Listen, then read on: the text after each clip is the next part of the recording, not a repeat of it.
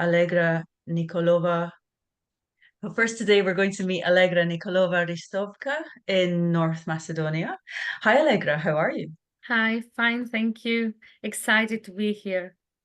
Me too, me too. So we're going to hear from Allegra first, and then we're going to go over to Daniel C. in Italy. Hi, Daniel. Hello, how are Nice to you? meet you. I'm great, thank you. Looking forward to your ideas. And then finally, we're going to go over to some ideas from Nnenne Ben-Ekechukwu in the USA. Nice to see you, Nen. How are you? I'm doing good and excited about today. How are you? Me too. I'm really good. I'm really good. This is going to be a really good final session full of Yes. lots of ideas.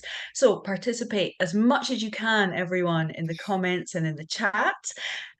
First of all, we are going to hear some activities and some tips and some ideas from Allegra in North Macedonia. So I'll tell you a little bit about her, first of all. Allegra has a lot of experience teaching. She's been teaching for over 20 years, and she's taught from ages 4 to 64. Is that right, Allegra? Yes, that's right. She loves learning languages. She's open to new knowledge, new skills. In the last 10 years, she's really focused on teaching young students, and she really loves using games while teaching her students in North Macedonia. So that's what she's going to talk to us about today. So, Allegra, whenever you're ready, you can start sharing your screen. Okay. Can you see my screen now? Yes, we can. Okay. Great. So, Allegra, I'll be here if you need me, but if not, I'll turn my camera off for now. Everyone, have fun with Allegra. Thank you, Melissa. Hello, everyone. Again, my name is Alegra Nikolova Ristovska. I'm an English language teacher from Skopje, Macedonia. I've been teaching for more than 20 years now, and today the British Council has offered me this opportunity to share 5 activities with you, something that you can do with no resources at all, or just a piece of chalk and a blackboard, or a marker and a whiteboard. So here we go. So first of all, I will be presenting 3 activities that are alternatives to the hangman, and you can do that for vocabulary practice. And then 2 activities that you can do at the end of the lesson. The hangman, I know most of you have already played the hangman with your students, but can you tell me if you have played one of the other variants, the sharks, or stars, or rectangles and squares? Have you ever played those? Can you put it in the chat box? In the chat, right? Have you? No. Okay. Nice to hear that some of you find this new. I hope you learned at least one new activity today. So here we go. Hangman, variant number 1, sharks. It has been on the internet, so maybe you've heard of it. It's the same principle as the hangman. Students guess letters to guess a word, but they only get to make 3 mistakes, no more than that, because I draw a cliff line and a sea infested with sharks. So they only get to drop 3 times down with 3 mistakes. Otherwise, they will be eaten by the sharks. So why do I like this one and my students like it? It's not only fun, it's very quick.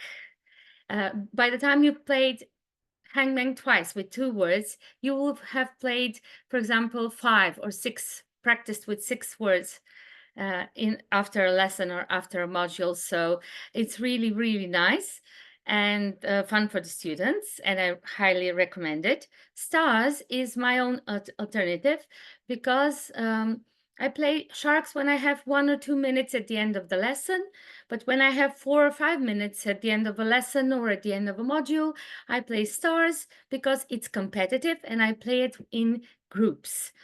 I play it in groups as I divide the students in 2 or 3 groups. It depends on your class. And when you divide them in groups, for example, team 1 gives you a word for team 2 to guess. And it's the basic hangman. So they guess letters to guess the word, but they only get to make 4 mistakes because the 5th mistake, I write tips for a star. The 5th mistake is actually a complete star, so they lose, and the losing team is the team with the most the biggest number of stars, the losing team. It's something that my students find competitive and they really like it, but again, you need 4 to 5 minutes to do this. It's not something you can do in a minute like sharks. Okay, I hope I'm not rushing through this. Hangman alternative, rectangles and squares. It's something I highly recommend. It's the same principle. Students guess letters to guess a word, but instead of drawing lines, you draw rectangles and squares depending on the shape of the letter. So the first 2 or 3 times I do this, I do it with one single word. I draw the rectangles and squares for a word from that lesson, and then I give them time to think about it, and they guess letter by letter to guess the word. Once they get the hang of it, though, the fun starts, because once they get the hang of it, then I do it at the end of the lesson or at the end of a module, and I do it like this, and this is my students' favorite. I draw rectangles and squares for 5 to 7 words we've covered in that module or in that lesson, and I give them a minute to think about which words they could be. And this is very important because I know stronger students might raise their hands and start guessing immediately, but that's not the whole point. The point is to involve most of the students, if not all the students. So give them a minute, some thinking time, give them a minute to think which words they would be, because in this variant, they will be guessing complete words. So if we have covered food, for example, number 1 would be pizza, number 2 would be bread. Can you guess in the chat what number 4 or 5 is? Spaghetti, yes, nice job, John. I think it was John. Nice guess. Spaghetti was number 5, and number 4 was cheese. Yes. This is really fun for my students. It's great for revising vocabulary, and the students like it. And once they know, oh, it's a high rectangle, they call it the high rectangle, so it must be an H or a T. It's really fun for the students, and they can't wait. And it's really a problem just to keep them quiet for a minute, to let every student think of a word. And you will see with this activity, I guarantee even the weaker students will raise their hands. It doubles or triples the number of students that raise their hands. If you give them the scaffolding, the explanation first, and the first 2 or 3 times you play it with one word, and then you play it like this, they will raise their hands. Most of the students, if not all, but most of the students will raise their hands, and it's really nice. Okay, the next one, these were vocabulary activities. The next one, sorry, before that, can you just type yes or no? Could you use these examples? Could you make spins of your own with these activities? And what do you think? Would your students enjoy these? Yes, definitely. Thank you, Lyudmila, Agustina. Yes, thank you for the yeses. I think your students will like them as well, because they are really great activities. Okay, and now 2 end-of-class activities. I like end-of-class activities, and I have tried them at the beginning of the lesson. It does not really work that well because they're anxious to get in. So end-of-class activities is what I call them, and it's something that you can do to revise both vocabulary and grammar for the first one, and strictly grammar for the latter. And I really like them and highly recommend them, but you do not use, for these 2 activities, give me a and get out of here. You only use them 2 or 3 times a year. So, but they are really worth it.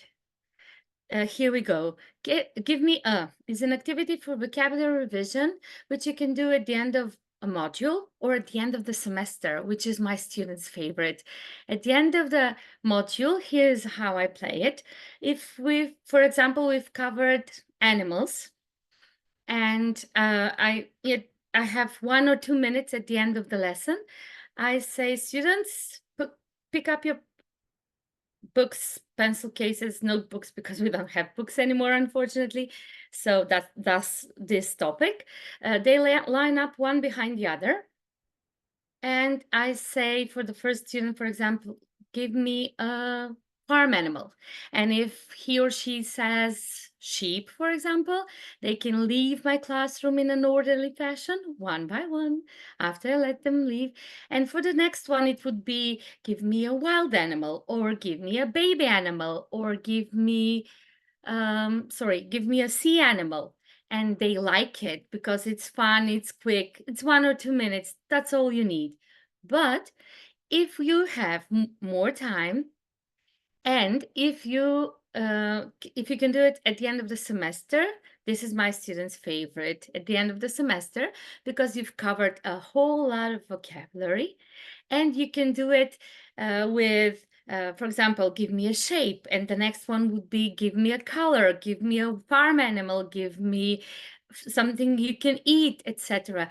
And they leave your classroom with a smile on their face, and they think, oh, we've played a game and we haven't revised anything, but they have revised the vocabulary from the whole semester, and it's more challenging. And my students are really competitive, so they kind of like it when it's this version, when it's at the end of the semester.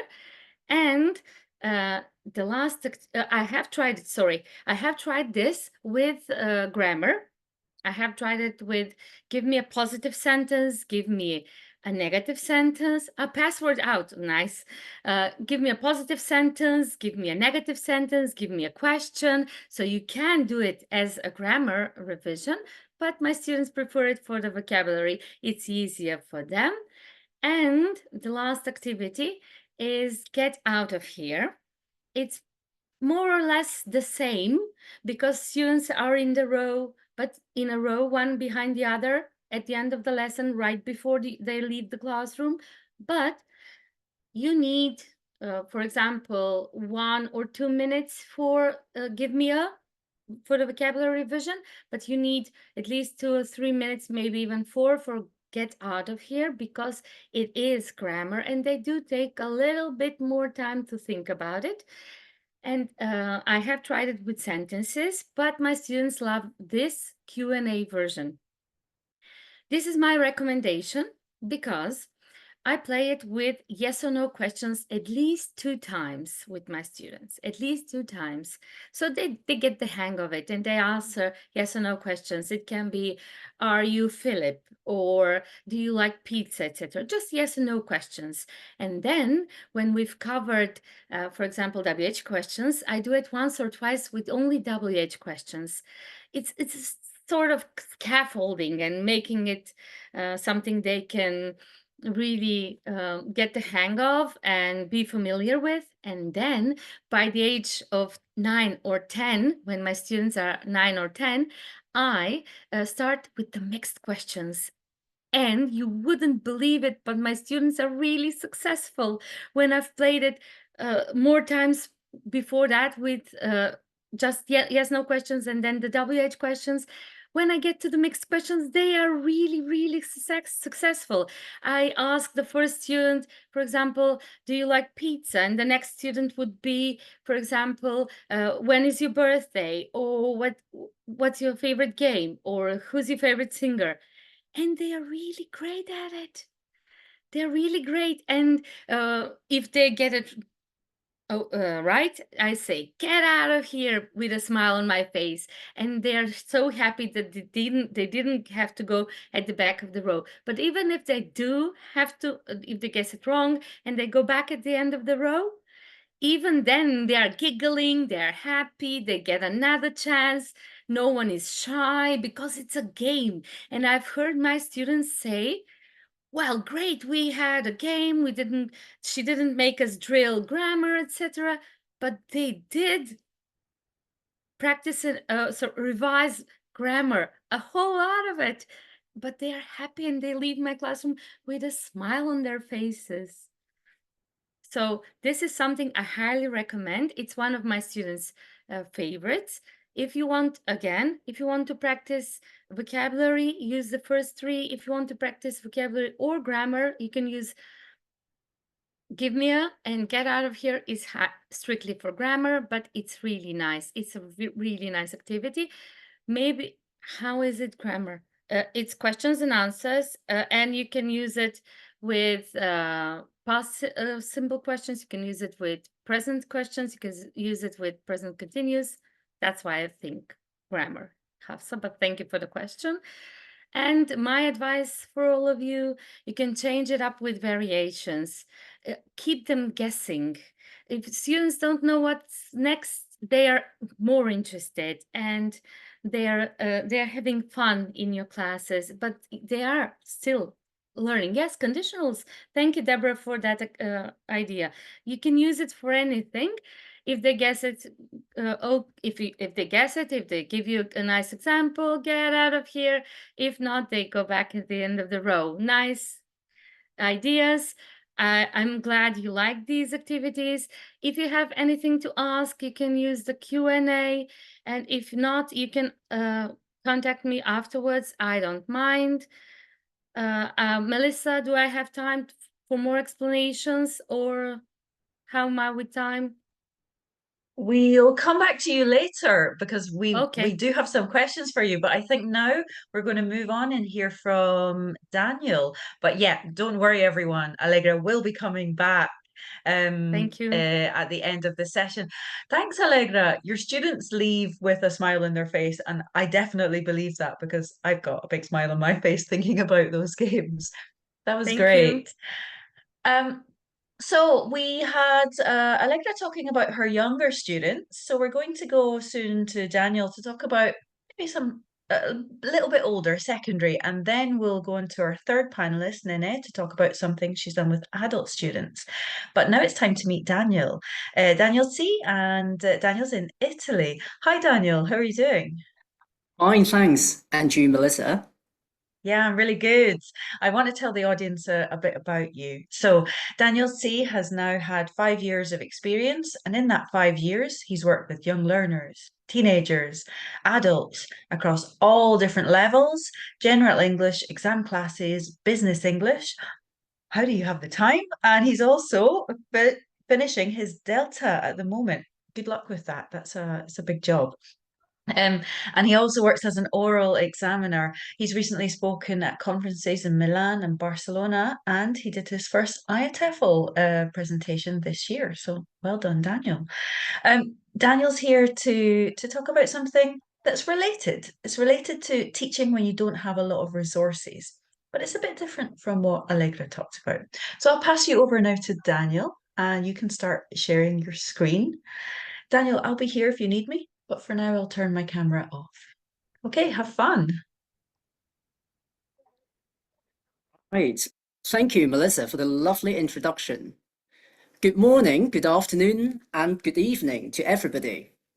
So, Allegra was talking about some vocabulary activities earlier, and now I'd like to share an activity for grammar practice, which I first started using a couple of years ago. And the good thing is, teachers can use this activity without any textbook.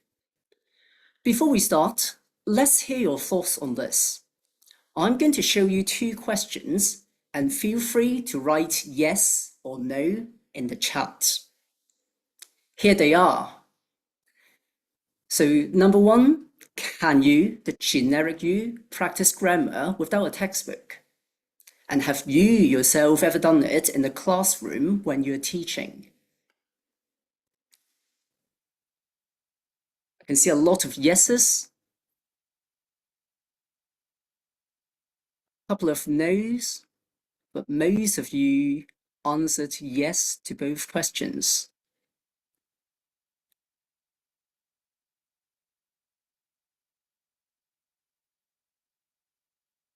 Right, and the yeses keep coming. Some no's, absolutely. Thank you. Now, if you answered no to the question 1, you've certainly come to the right place, and I hope I'm able to give you a new idea for language practice. I can also see some yeses to question 2, so that's brilliant. And later on, we'll be able to compare notes with each other. So here's the plan. First, we're going to explore the practice activity together. Then we'll place this activity in the wider context of a language lesson. And finally, I'm going to mention the background theory that supports the practical side of things. Now, the activity I'd like to share is an interactive sentence construction task. Let's say in the lesson, students are learning how to express regrets, and there are various grammatical structures they can use in order to do that. At the intermediate level, one of the structures is the unreal past conditional, or the third conditional as most people call it. And there are 2 clauses in a third conditional sentence on there. In layman's terms, these are the if clause and the main clause. So how does this practice activity work? Let's try it together here. First, let's focus on only the if clause. For example, if I'd left home earlier this morning. Can I ask all of you to think of a different example in the context of regrets? And when you're ready, feel free to type it in the chat.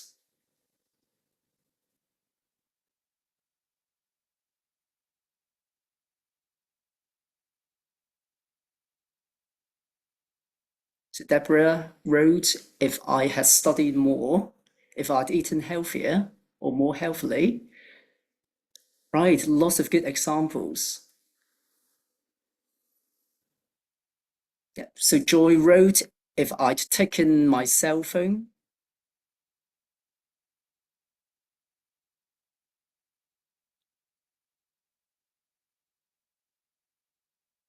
Right.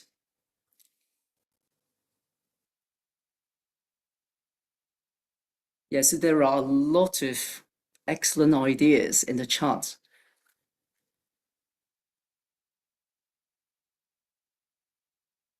Thank you. Now, you can choose any one of the if clauses in the chat, and I'd like you to add a main clause and make it a complete third conditional sentence. So feel free to choose any one of the if clauses, and then you can complete the sentence in the chat.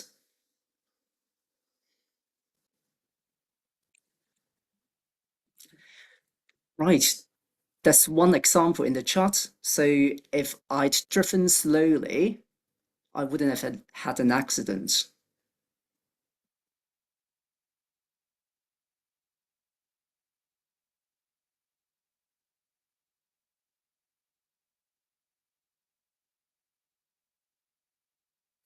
Yeah, if I studied more, I would have passed the exam. Yeah, that's a good one for the students.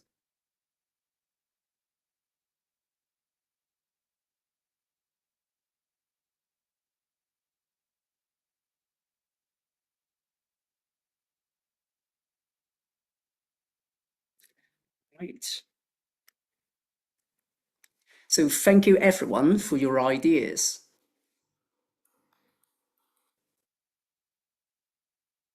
Now, when you're using this activity with face-to-face classes, you can divide it into 2 stages, like what we've just done in the chat. First, each student writes 5 different if clauses and 5 different main clauses separately.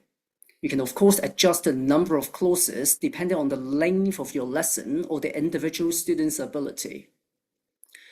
After this preparation part, students are divided into person A and person B. Working in pairs, person A reads aloud one of their if clauses, which person B needs to continue with a main clause using their own ideas. Once both students have finished with the if clauses, they can repeat the same steps with the main clauses. So as we've seen, this is a simple activity which is completely free of textbooks, and students can consolidate the pronunciation and the form of the third conditional. But this activity isn't only limited to practicing the third conditional alone. And here comes another question. What other grammatical structures can you use this interactive sentence construction task with? Please feel free to think for a moment, and you can share your ideas in the chat when you're ready.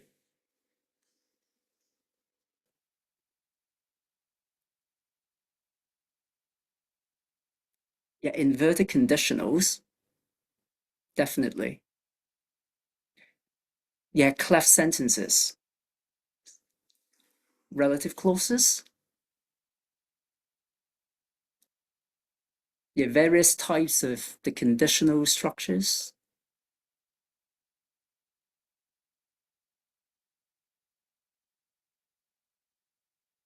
Inversion. Absolutely.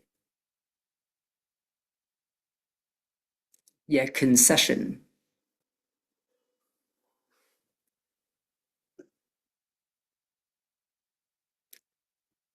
Right. So to summarize your responses in the chat, teachers can apply this activity to any two-part grammatical structure. I've included a couple of examples here. For a start, as some of you said, students can use this activity to practice other types of conditional structures. And one good example is the title of today's webinar session. If I don't use a textbook, what can I use? Other structures include the future time clauses, concessive clauses, which link two opposite ideas, and inversion.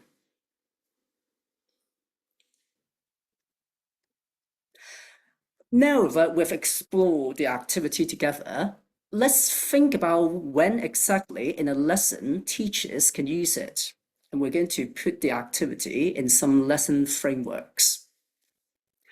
Now, if you prefer teaching grammar proactively, first, you can present the third conditional in the context of regrets. Without using a textbook, you can use situations, video clips, or even authentic listening or reading texts. Once the third conditional has been presented in context, students focus on its meaning, pronunciation, and form when they have the grammar clarified. Following the clarification of the third conditional, you can use the interactive sentence construction task for language practice. So this teaching model is what people refer to as PPP, which stands for presentation, practice, and produce. However, other teachers may prefer using a more responsive, student-centered approach. For example, TTT, which stands for test, teach, test. Now, if you think some of the students already know a bit about the third conditional, you can find out how accurately they can use this grammatical structure. For example, you can use a written gap fill to test the students' passive knowledge of the third conditional. Now, depending on how well students do in the gap fill or diagnostic task, they can either have the third conditional further clarified, or they simply move straight on to spoken practice. This is where the interactive sentence construction task comes in. But what if teachers haven't got access to a textbook or other materials? Let me share what I did with a small group of upper intermediate teenage students a few months ago. Now, our lesson didn't have anything to do with the third conditional at all. In fact, it was in the middle of a conversation about past holidays when I noticed some of my students couldn't use the third conditional to express regret. One of them produced the second conditional instead. So based on my students' spoken language in the lesson, I clarified the third conditional for them in the feedback on their conversation. And without using a textbook or any other material, I turned to the interactive sentence construction task on the spot. So as you can see, grammar practice doesn't necessarily have to take place in a grammar lesson.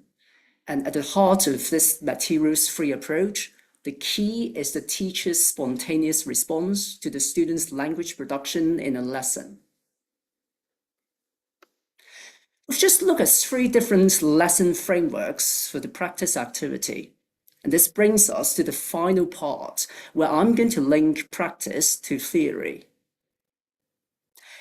Now, if you remember, the last lesson framework is related to materials-free teaching. And this is one of the key principles behind the dogma approach, which Cecilia Noba was talking about earlier in the previous session. In the interactive sentence construction task we've explored today, there's also interaction between the students, since they have to listen to each other in order to complete sentences. And by spontaneously responding to the language produced by students in the classroom, we can make teaching and learning more personalized than simply following a textbook. So learning is maximized because teachers are targeting what students cannot do or can do better, rather than making them learn something that's already part of their existing knowledge. So I hope you found my ideas useful today, and that's all about materials-free language practice for now. Thank you for listening. Thank you so much, Daniel. I think we're all convinced now after listening to Cecilia and listening to your other ideas. Yeah, there's so many activities that we can do that show we're really listening to our students, right? And we're taking what they said and we're doing something with it. Yeah, great. I really enjoyed that. We're going to go over to our third presenter today and hear about some projects she did with adult students. So I'm going to welcome Nnenne Ben-Ekechukwu to present now. Hi, Nnenne. How are you doing? I'm awesome. Like I've been listening to Daniel and Allegra, and I'm like, I need to write down some stuff. Thank you. Yeah, there's so many ideas out there, right? Teachers, it's hard for us to get time to learn about everything, but that's why we're here. Lots of ideas for lots of different contexts. Great. So I'll tell the audience a bit about you. So Nnenne, you have a lot of qualifications. You have an English degree, postgraduate degree in education, a master's in psychology, and now if this is right, you're studying language acquisition in Missouri State University. Really? All those things? Wow. You are an eternal student. And of course, she's also a teacher as well. She taught at Slum to School, mentoring students from disadvantaged communities. And this is where she witnessed technology limitations in her home country, which is Nigeria. And that's why she's come up with the ideas that she's going to tell us about today. So, Nnenne, when you're ready, you can share your slides and I'll be here if you need my help. Enjoy. Thank you. Thank you so much, Daniel. Daniel has taken us on this adventure with grammar, and now we're going to be going on to communicative skills. And I hope everyone can see my screen. Yes. So could low-tech resources deliver on all communicative skills? That's what we're going to find out today. And just like Melissa has said, I am an ESL teacher, but then again, I love my cakes. The cake at the corner there is something I made. I love to design cakes. So that's the Nigerian traditional calabash with all of the jewelries, and it's all cake. And of course, I manage bridal events. And of course, I am passionate about volunteering. The organization she talked about earlier called Slum to School is somewhere that I have been volunteering, very dear to my heart. I'm very passionate about family.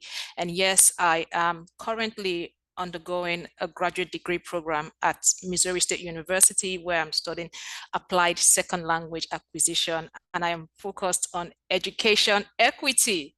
Yes, it's not enough to say we're going to have equal opportunities for everyone. Learning has to be equitable.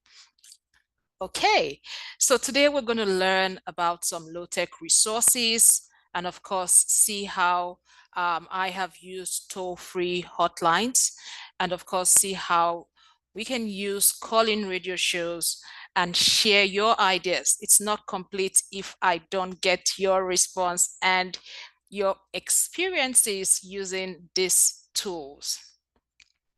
So a quick poll in the chat box. I will be here reading what is or what has or what was your biggest challenge working with students with little or no computer literacy. Let me see, what have you? Oh yeah, very little. I see someone says very little experience or challenge. Okay, so has anybody had any challenge in particular? Have you been opportune to work with students with little or no computer literacy? Very little, I see. Okay, so what has it been like? Clara says she has. Awesome. Students get nervous. Exactly. Yes. They're dazzled, like, what's happening? What's all of this? Yes, sometimes it could be overwhelming, and it's, yes, absolutely, they forget. Thank you, guys.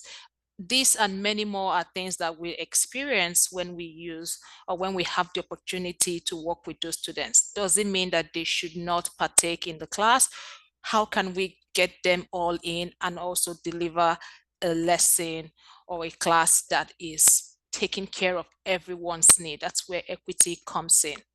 Okay, so I'm going to try my best. I love drama series, and I'm going to try to mimic this voice. If you have seen this, you will know what I'm trying to do. But please tell me if I did very well. If I didn't, I would take the feedback, okay? In a land of AI and smart learning being the hot topic and the way to go, the destiny of a decent population of English learners rests on the shoulders of an untapped resource. Its name, low-tech resources. Yes, I hope I did well. If you give me your feedback, I'll take it, okay? Radio and mobile phones are those resources that we will be looking at today. So calling radio shows is something that I like. If you, if you're just spending time with me, you know I like to talk. And of course, I try to make my students feel free and comfortable talking. So for the radio shows, we try to get airtime on radios to see if we can just have a little presentation. But if that doesn't happen, there are other ways that you can do that. But we'll still get to that as we progress. All right, so we get students to collaborate and write a script for a radio show in which listeners can take part in learning and accompanying tasks. So we get them to come up with either grammar topics or things that they can relate with, especially things that we have covered in class. Repetition enhances retention. So the more they're able to talk about it, the more comfortable they are, even teaching someone else what they have learned. And we also get to have them, for the younger learners, we get to have them bring in their parents, where they interview their parents. Some of the people I work with here in the States are immigrants and refugees who do not have contact or any experience learning English, but then they come to the Institute. We have what we call a family welcome program here in Missouri State, where we work with all of these people as well as their children. So they have homeworks where they get to interview their parents and they come to share it in class. And then we have instructive and sometimes interactive radio programs to facilitate learning. Sometimes we make it as simple as possible where they get to practice in class. So they're having their parents ask questions and they respond, and the other way around. Recently, we had like a Mother's Day themed radio program, a class events where they just got to talk and present gifts to their parents. It was really fun, just practicing some of the things that they had learned in class. So how are we going to go into this? We're going to look at how we're going to set this up. We're going to look at what you need, and of course, how to proceed in your class, because the idea is to come up with something that is ready to use, something that is easy and on the go. So the setup, if your school has no funding for extraterrestrial radio stations, you're still covered. How about you make use of a recorder? Mobile phone, most mobile phones, Androids or iPhone, usually have audio recorder. And then you can also create an ambience of a studio in your classroom. Make your classroom a little bit unique, get them to sit down and practice. Sometimes you can even put like videos of people on air, like on-air personality videos, and have them see what it looks like. And of course, what you need your scripts that is based mostly on conversation, of course, practice. You can also get affordable headsets like what I have on. You can also get affordable software devices. Those ones you can get online. There are some that you can that are free. That's the best part of it. It's free. And one of the major things you need is a passionate teacher.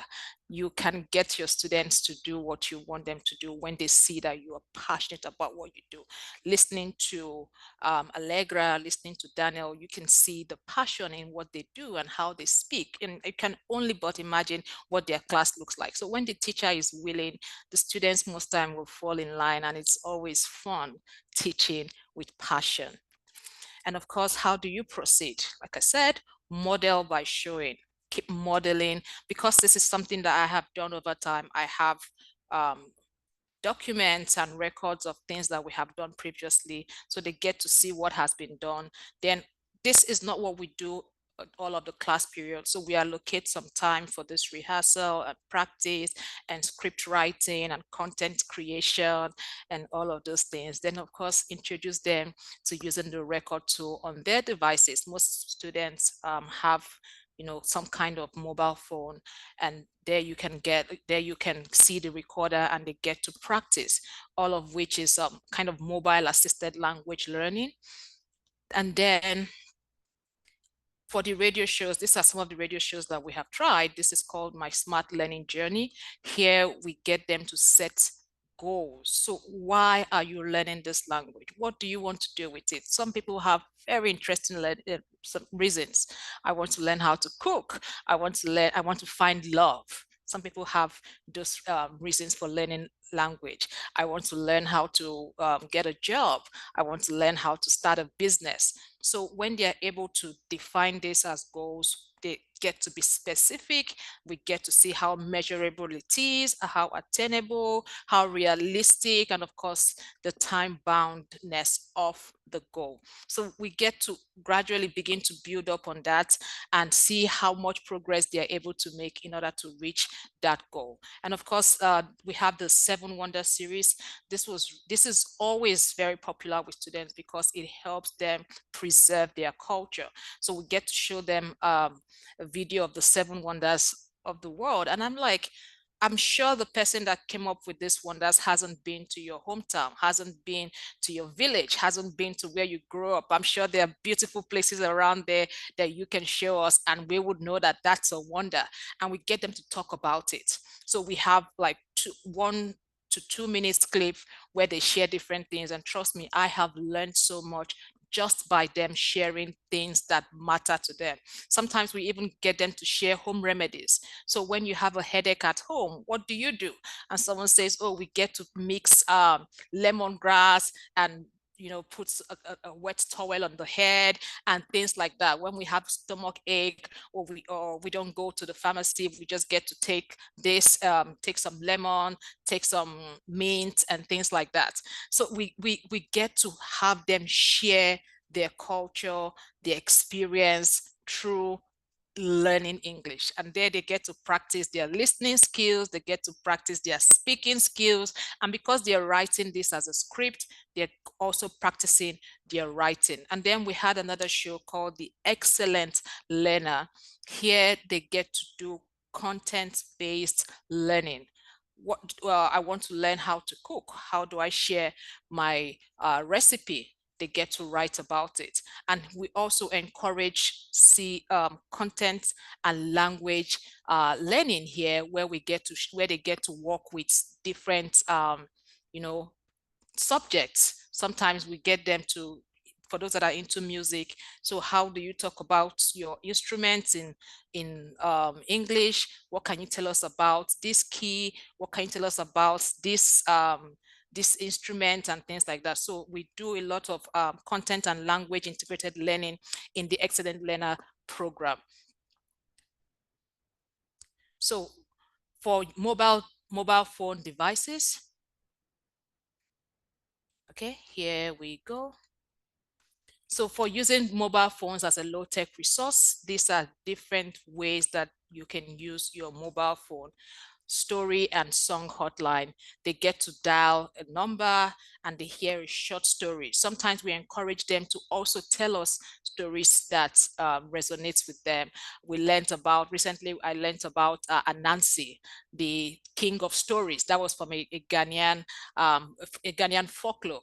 And we got to learn about that. So we include that in some of those, dialing programs they call, and they get to hear those stories and they practice and say, okay, this is how to use connecting words. This is how to speak in simple past. This is how to do this. And we use songs as well, get short lyrics, and they get to listen to them. Then we have a live practice session where you practice your English with interactive calling activities. So we have learned this in class. Can you share? Can you tell me? Can you listen to this and see if you can pick some of those things we've learned? What is a descriptive adjective? Did you hear any descriptive adjective being used here? And then we have the dialer challenge. So here they get to solve puzzles and problems together in class. This is a fun activity. The idea is to make the environment as warm and friendly as possible. And then we have the real world English. So here you're talking with your family, you're finding out how to use words that that concerns your family. What does a grandmother mean? What's a nephew? What's a niece? What's a cousin? How do you refer to your uncle, your brothers, your father's brother, things like that? And they get to draw a family tree and tell us, oh, this is this person, this is this person, and we keep talking. And then there's the idiom express. So here they try to rephrase or tell us how they literally understand those idioms that were used. I'm going to share some of the class activities that we did using the Idiom Express later on. And of course, some of the solutions, low-tech solutions for communicative language learning. One, it would help you definitely level up your listening skills. When they listen to those calling programs or hotlines, we have age-appropriate stories, we have idioms that are age-appropriate and more. They get to hear those things, and with constant practice, it becomes, they become used to it. And of course, they get to have a picture perfect English.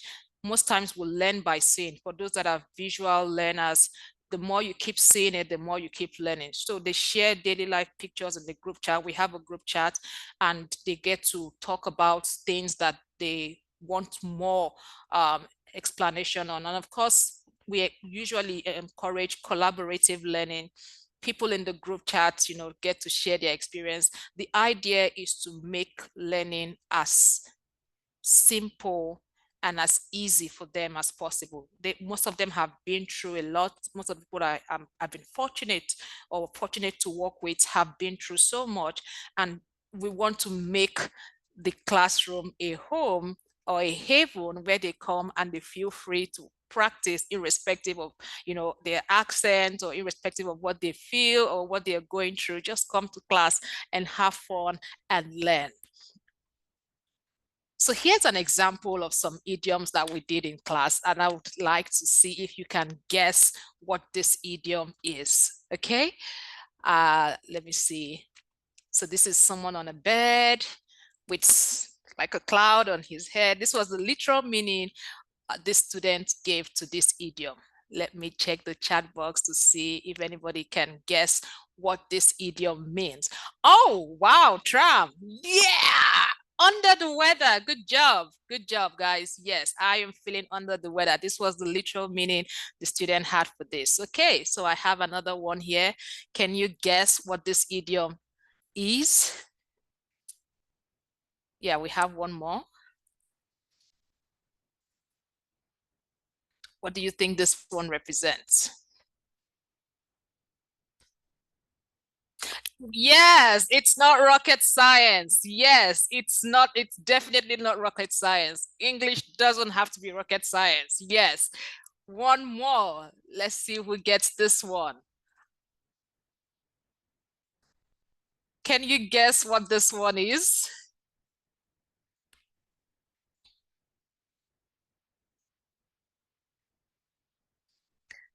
Aha, salt on wound. Yes, add salt to the injury. Yes. So having them express it, in the literal form helps them kind of retain the knowledge. So these are some of the things that we had done in class, and it was very interactive. So in the comment section, I just want to get your feedback. Have you ever experimented with radio programs, and would your students enjoy culture inclusive games or radio programs? So just put in the comment section if you have tried this. Oh, okay, this is new, interesting, awesome. I'm glad. Maybe no. I hope at the end of this you will be motivated or inspired to try this out.